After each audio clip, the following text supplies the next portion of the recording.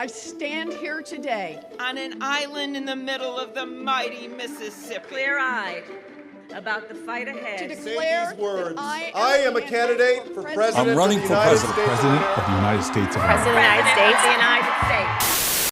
Testing 1, 2, 3.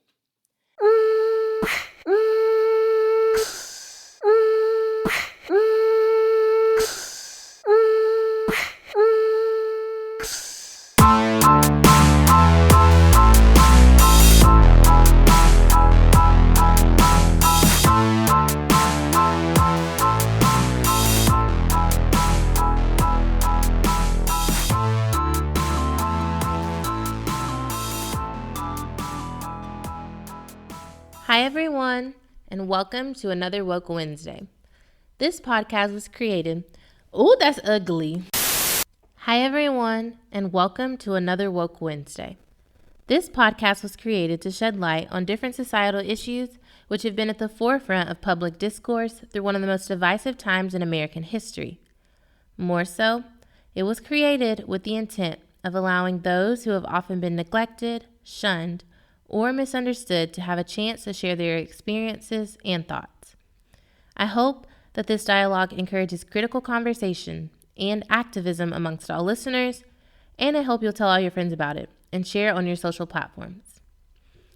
For the next few weeks, we're going to be in a series that focuses specifically on the 2020. Ooh, that's ugly! Each episode will detail the candidate's personal and political life, all with the hope of helping to inform our listeners and beyond on each of the candidates. By promoting insight into each of these people, our hope is that each voter is able to make educated, well-informed decisions on who they'll cast their ballot for in the next presidential election. I also want to encourage you to seek out other outlets, like mine, to have a wider grasp on who these individuals are and what they bring to the table for you and your loved ones. Because we all know that everyone has implicit biases, myself included. Each episode will, of course, highlight our own thoughts concerning the candidates, what the country needs moving forward, and how this person can potentially impact our society holistically. Lastly, I want to point out we've chosen to highlight each candidate in alphabetical order instead of choosing who may or may not be a favorite of our own, in order to remain conscious of how our own implicit bias can affect how the episodes are previewed. Charlottesville, Virginia is home to the author of one of the great documents in human history. We know it by heart. We hold these truths to be self-evident, that all men are created equal, endowed by their Creator with certain inalienable rights. We've heard it so often, it's almost a cliche, but it's who we are. We haven't always lived up to these ideals. Jefferson himself didn't, but we have never before walked away from them. And that's when we heard the words of the President of the United States that stunned the world and shocked the conscience of this nation.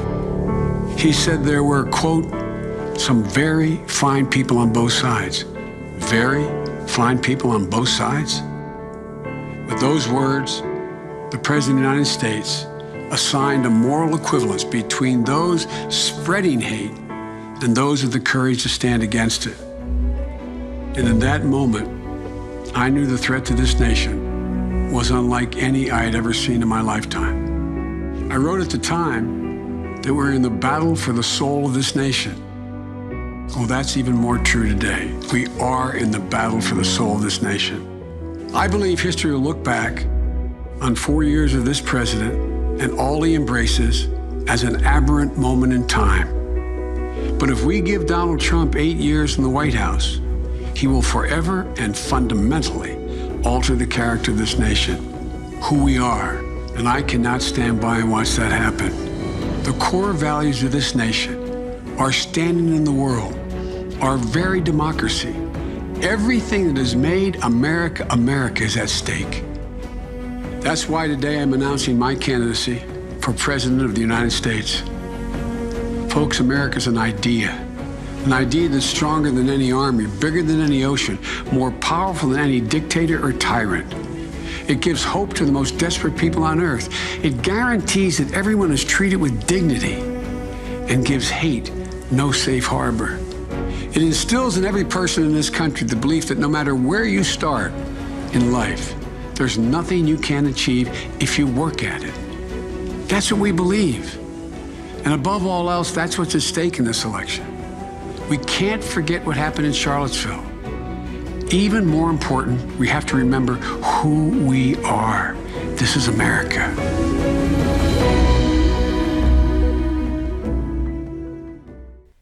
With that, on this episode, I'm going to talk about Joe Biden, former vice president to Barack Obama and Delaware senator. Before diving into the world of politics, Biden started his career as an attorney while being elected to the city council in Newcastle, Delaware. He only served a 2-year sentence before beginning his Senate run, which he won against a Republican incumbent through a strong grassroots campaign.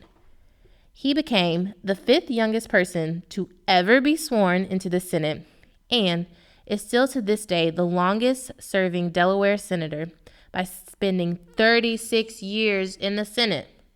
That is so long.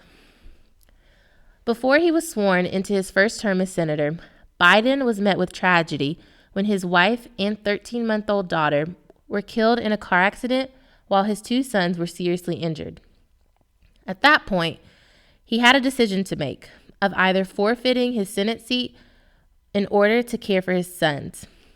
He decided to be sworn in at his son's hospital bedside, and he decided against the move to Washington and commuted from Delaware to Washington by train every day in order to ensure that his sons were okay. He later remarried his current wife, Jill Jacobs, in 1977. As he began his Senate duties, Biden spent 8 years as chair of the Judiciary Committee and 4 years as chair of the Foreign Relations Committee. In his Senate tenure, it's important to note that while he generally supported civil rights, he opposed forced busing of students to end de facto segregation, which is segregation that wasn't implemented by law, but merely by fact of where students lived. To oppose civil rights fully, especially during that time period, would insinuate that Biden would have been against segregation and for integration. During his campaigning for a Senate seat, he did vocalize his support for integration and school busing during his run. But once he was elected, he discovered how vehemently opposed his white constituents were to busing. Whenever there would be anti-busing Senate bills, Biden began voting in favor of them, but claimed he supported integration, but didn't support forced busing. When a court-ordered integration plan began cycling in Wilmington, Biden led the charge as an anti-busing leader and voted against any attempt to implement busing to promote integration. His liberal colleagues expressed their disdain for his rhetoric that spoke against principle and morals, but his voting on bills that said literally the complete opposite. Looking back at Biden's voting choices for this specific instance clearly depicts how even white liberals who claim allyship can often have their own self-interested views for different reasons, like their own implicit bias, fear of racial change, or an unwillingness to admit their part in being complicit in a racist system. During his Senate run, he also presided over the contentious Senate confirmation hearings of Clarence Thomas and Robert Bork, which he did vote against confirming Robert Bork. And he ultimately was not confirmed to the Senate, but Clarence Thomas was. 2020 is not the first year Biden decided to run for president either. In 1988, he tossed out his first presidential bid. Biden seemed well positioned to appeal to blue-collar voters. He was currently the head of the Senate Judiciary Committee and had the opportunity to achieve great visibility in the last year of Reagan's term, as the president sought to appoint a new Supreme Court justice. However, in the summer of 1987, when he officially declared his candidacy, he positioned himself as an opponent of materialistic views, declining industries, drug abuse, inadequate schools, and kids abandoned to poverty. But before the summer of '87 ended, Biden found himself caught up in an old plagiarism scandal. It was found out that some of Biden's speeches included excerpts from Robert Kennedy, Herbert Humphrey, and Neil Connick. When the voters found out, Biden responded with a less than authentic apology that people believed. Within weeks, as predicted, Biden dropped out of the race. While the scandal was rarely discussed given his long political term when he began his job as VP, his habit of attempting to talk his way out of less than appealing situations still hasn't gone away. While Biden quickly grew as a Delaware senator, his record reflected authorizing very harsh anti-drug laws. He voted for the Discriminatory Defense of Marriage Act, which barred same-sex couples from receiving federal benefits, marrying, amongst other things. His voting record concerning criminal justice reform is very harsh in 1988, when he then, as a senator, co-sponsored the Anti-Drug Abuse Act. This measure created new mandatory minimum sentences for drugs and included a much criticized sentencing rule that effectively treated possession of crack cocaine much more harshly than the possession of powder cocaine. Though the substances are nearly chemically identical, crack cocaine was more likely to be used by lower income people, including blacks and Latinos, while powdered cocaine was more popular with people who were affluent. 6 years later, Biden led the effort to pass the 1994 Violent Crime Control and Law Enforcement Act, a sweeping bipartisan bill that touched nearly every aspect of American law enforcement that was signed into law by Bill Clinton. While Biden now claims that his efforts to penalize low-level drug crimes was the wrong decisions and that he may not have gotten things right back then. Obviously, while I'm well aware that people have the ability to change and grow, I do want to point out that him leading the charge for these very, very harsh criminal offenses still impacts people, specifically people of color, to this day. Just saying. While many began speculating Biden would enter the race long before he officially announced, one should recognize that had Biden opted not to enter this presidential campaign, he probably would have gone down as a reasonably liked senator and politician in history. That's per Vox.com. Yet, his past as a senator and a vice president will now be at the focal point of election season, despite reports and suggestions that Biden is the only candidate that can actually beat Trump, which is something a lot of Democrats particularly are banking on. I personally do not believe he's the only one who could beat him. Just saying. While he does have a public service record with some highlights, such as legislation against domestic violence, which we'll discuss later, his record speaks ultimately of a lot of insignificant words with detrimental consequences for people of color and other marginalized communities, specifically for how he voted on policies that negatively affected them. Yes, he now has gone against those decisions he's made and has even gone as far to say that I have the most progressive record of anyone running for the president right now. He has not completely absolved of these things that he's done, nor is he by any means retaining the most progressive record of anybody running. Just saying. Just like his staunch support of the Iraq War, Biden has a lot of controversial decision-making he's going to have to answer to as voters begin questioning, why should we vote for someone with such a jaded and in some ways failed career in politics? Especially when he even considered to announce his official presidential bid on the day of the first ever presidential forum for women of color and the issues that are most significant to them. Instead, he chose to do it the next day.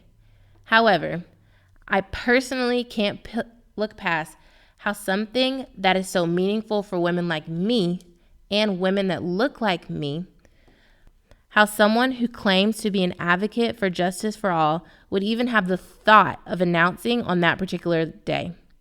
He, like any other politician, isn't above scrutiny. While his past does have a lot of questionable actions in it, one monumental piece of legislation that was introduced by Biden in the 90s was the Violence Against Women Act. It changed the way our country responded to domestic violence and sexual assault. The Violence Against Women Act changed law enforcement practices, improved the criminal justice system, and created a network of services for victims. The bill established new federal crimes for interstate domestic violence and stalking, doubled penalties for repeat sex offenders, and sparked the passage of laws at the state level to protect victims. Since its passing, the rates of domestic violence have decreased by over 50%. While Vice President to Obama, he was also a part of creating the White House Task Force to protect students against sexual assault. The task force is designed to share best practices along with increasing transparency, enforcement, and public awareness to protect and support survivors. The Office of the Vice President and White House Council on Women and Girls also published a report on sexual violence entitled Rape and Sexual Assault, a Renewed Call to Action.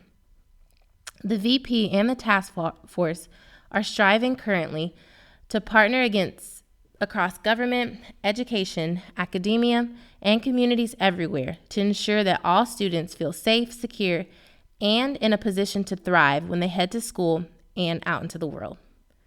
So there are some things we can't take away from him. He has made very positive and meaningful changes in our society, specifically in this case for women and men as well. The last thing I want to highlight in regards to his campaign is the fact that Biden more than likely will rely on bigger donors and high-dollar events that other candidates like Warren, Harris, Castro, Booker, and Beto are shying away from. He's been rightfully criticized for remaining in friendly positions with these high-paying corporation donors, all while trying to paint a picture of being a working-class, relatable candidate. Yet, he's still choosing to engage in these elite private events in attempts to gain support, even though all conversations will be available for public record. That doesn't negate the fact that these types of engagements have been for decades one of the very reasons the wealthy and elite have had a hand in policy writing that were favorable in their own self-interest and not for the ideals of everyday Americans. If Biden truly wants to win the American people over, then completely disengaging with age-old practices that have tainted our political democracy is the right thing to do. Not only that, he can't appeal to voters of color specifically by simply hiring and planning to be committed to diversity, inclusion, and systemic reform. He has to roll out actionable plans that can rectify the very cracks in our system that he himself contributed to. The core values of this nation, our standing in the world, our very democracy, everything that has made America America is at stake. That's why today I'm announcing my candidacy for President of the United States. From the minute Joe Biden sets foot onto the campaign trail, he is the person to beat. The question is whether one of these 19 other candidates emerges as his chief adversary, or whether his biggest obstacle will be Joe Biden himself. The Taoiseach knows a lot about it. His mom lived in Long Island for 10 years or so. God rest her soul. And although your mom's still alive as your dad passed. God bless her soul. He is now the front runner because he is a household name. They put one foot in front of the other. They keep going. That's the unbreakable spirit of the people of America. And also he brings a much broader set of policy experiences to the table than really any other candidate. I believe we have so botched this policy, so botched the opportunities to move on the Sandinista government. The SNL scandal we need not tell anyone, is the biggest white-collar ripoff in this nation's history. Judge, if I look only at what you've said and written, as used to happen in the past, I would have to vote no.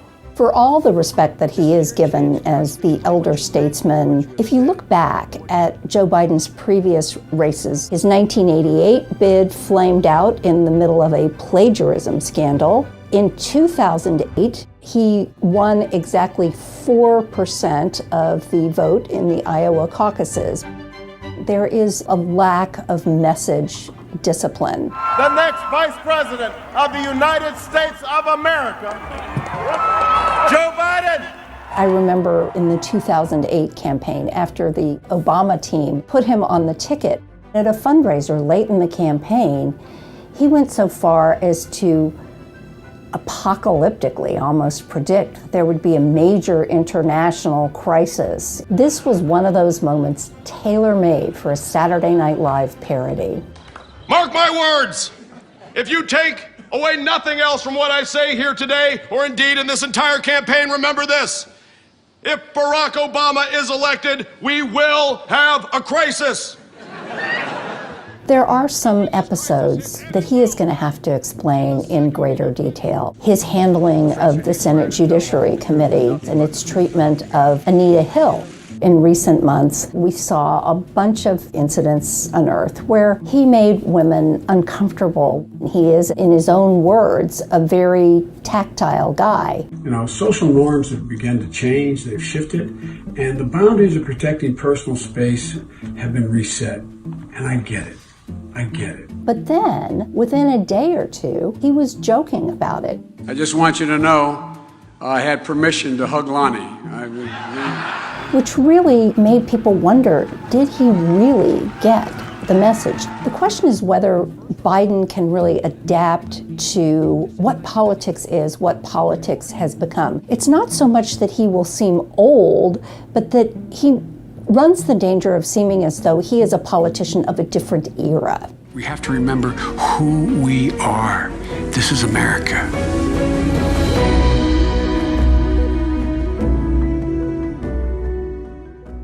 While Biden does have a lot of crossover, mainstream appeal to moderate conservatives and liberals who will turn away from the Trump train for good, Trump seems only to be concerned with continuing to aim only for the radical right.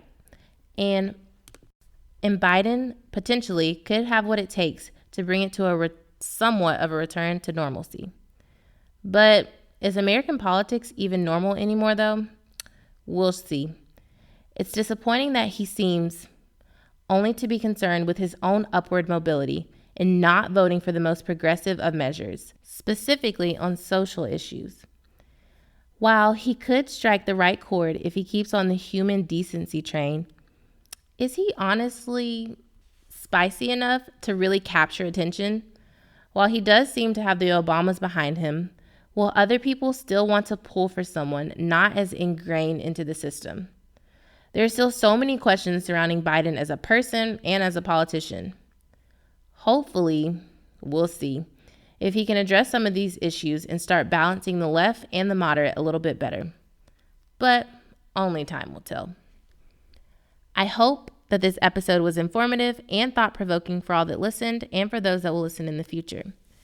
I hope that the systemic impact Joe Biden's long career has had on marginalized communities prompts you to ask yourself the hard question of, is this who America really needs in office? Regardless of the assertion that he may be the only one who can beat Trump, although this is very important that we do this in 2020, we still need to make the best decision regarding all people of all different backgrounds on who America really needs and deserves. I hope that this series, along with other resources, continuously allows you to be actively engaged in democracy. Go out and learn about candidates, not just in these huge races, but in state and local ones as well, because they have a tremendous impact on people's everyday lives.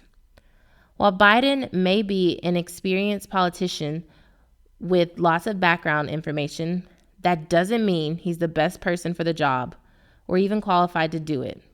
and to do it well. Remember, all of these opinions are my own, but they should be everyone else's. Have a woke Wednesday.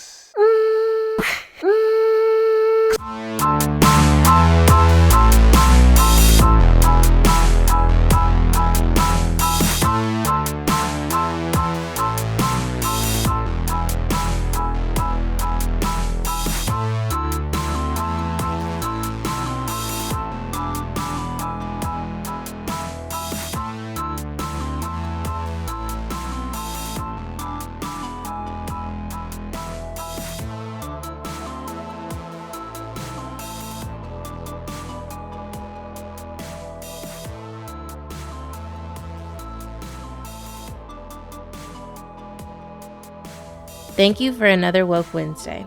Transcripts of entire episodes will be available on the Woke Wednesday website. Episodes are written and produced by Hannah Mason and Trey Leonard of Lenico Entertainment. Episodes are hosted by Hannah Mason and edited by Trey Leonard. All graphics are designed by Anna French,